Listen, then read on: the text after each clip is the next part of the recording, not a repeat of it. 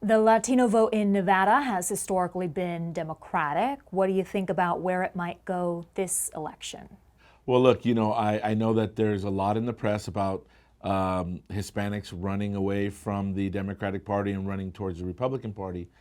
I want to slow the brakes on that because as an organization that's been around over 45 years, I meet with a lot of Hispanic people. We are the Hispanic Chamber. We're involved with them every day. And here's what I'm hearing. There definitely is a group leaving the Democratic Party. They're not necessarily running to the Republican Party. They're kind of hanging out in that middle. And when you see the numbers of the nonpartisans and independents, I believe a lot of them are parked right there, which means their votes are up for grab. Furthermore, I'm ironically have been meeting with a lot of Latinas, a lot of soccer moms, I call them. They're furious. They're furious that schools were closed and that their kids felt, they feel like their kids got a little left behind. We have already have a history of, being measured low in education. Let's face it. I mean, I want to dance around it, but we're like 47, 46. We're always down at the bottom. And so I think people are really paying attention now. And that makes a more informed voter. And so that voter is up for grabs. So those Latina soccer moms you're talking about, who are they blaming? When you see them running away or leaving the Democratic Party, is because they're blaming somebody, right? So, and that's how it works. When you're a leader, you get praised when things are good, and when things aren't so good, you're going to get some blame on that. And so, yeah, I think there's some blaming going on, but I think what's really going on is a lot of paying attention.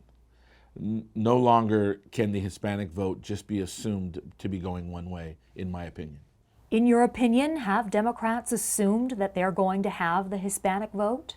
I think both parties do a bad job of assuming that they have these certain demographics, and they don't work very hard. So what happens is they don't work very hard to gain it back or to gain who they don't think they have. And so, in other words, Hispanics have notoriously been ignored, and I don't see that happening as much anymore. I'm getting calls from both parties to always say, hey, can we be here? Can we be there?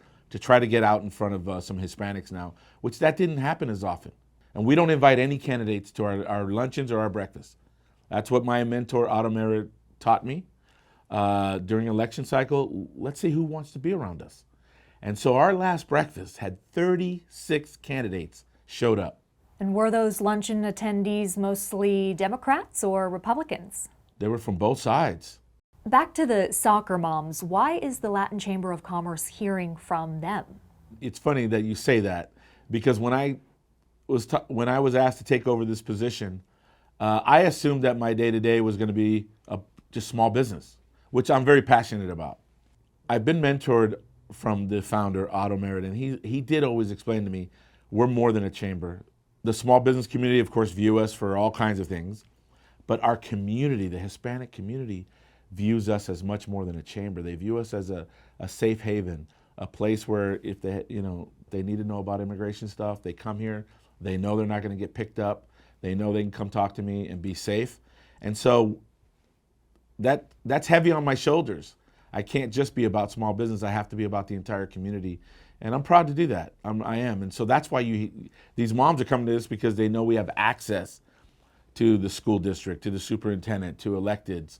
And so they come and they want to talk about it. And after, when we started breaking out of COVID, they really started showing up here saying, listen, we're not going to go for a closure again. How can you help us? And things of that nature. On the small business side, what are you hearing about where that vote might go? Small business community is pretty furious as well. I mean, there was a closure, right? Which means they couldn't open their business and conduct business. I don't like to judge other people's decision makings harshly that way when it's something that we never had before. So I understand the pandemic was difficult. However, closing businesses was extreme, and I'm hearing from my members, and my members are furious. And so they're not necessarily telling me which way they're voting, but they kind of are, right? They kind of are telling me that they're upset. So somebody's going to pay a price for that. How it goes ultimately, we don't know yet.